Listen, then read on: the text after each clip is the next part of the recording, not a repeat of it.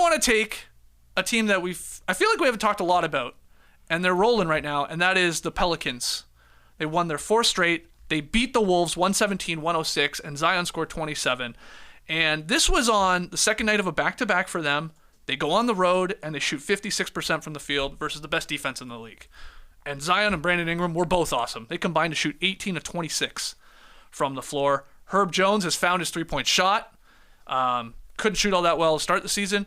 He went 4 or 5 from deep last night. He's 9 of 14 over the last 3 games from distance, 64% for you math nerds. So I thought this was just an awesome Pelicans game. And it's gone under the radar a little bit. There was the talk about Zion after that crappy in-season tournament game, and everybody, the sky is falling. What's wrong with this guy? Since sort of then, they're rolling here, and they are leading the Southwest Division.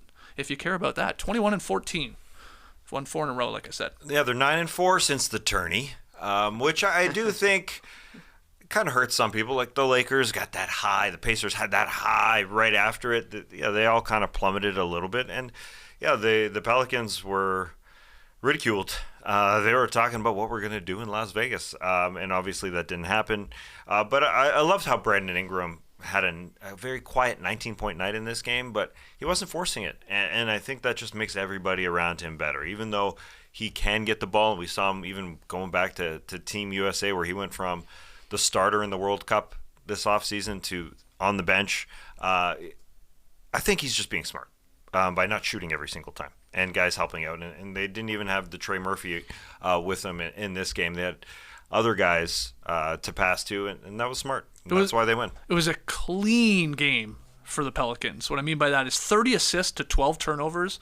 And again, they had this, like a lot of teams last night, you can almost take the results from last night and sort of rip them up and throw them out, because there were so many like weird back-to-back games and weird travel games and all that. But the Pelicans arrived in Minnesota at like 2 a.m.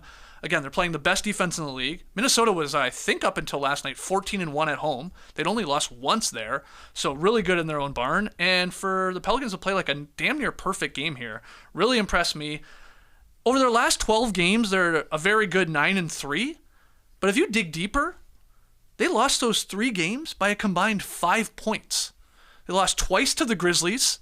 One of them, that Ja Morant buzzer beater, like in his first game, right, against them. Mm-hmm. And the other one in a very close loss to the Rockets. So, look, a couple different bounces here or there, and they're on a huge winning streak. But they're surprising me, and I'm happy to see this. And CJ had another good game. Like, when all their guys play, we've always talked about, like, look at their roster, man. There's not a lot of holes. But they always have this issue where there's, like, 2 guys out of the lineup, 3 guys out of the lineup. Great game from them. I thought it was one of their best wins of the season last night. Yeah, absolutely. And first time the Timberwolves have lost 2 straight this season. They're going out for a 4-game road trip, so this might be like the first adversity moment for Minnesota, and we'll see how they handle it, because they look to be a team that can withstand adversity this year. Last season, that wasn't necessarily the case, but they got better cohesion now. It's going to be them getting back to their defensive principles, really, and not kind of resting on their laurels at this point.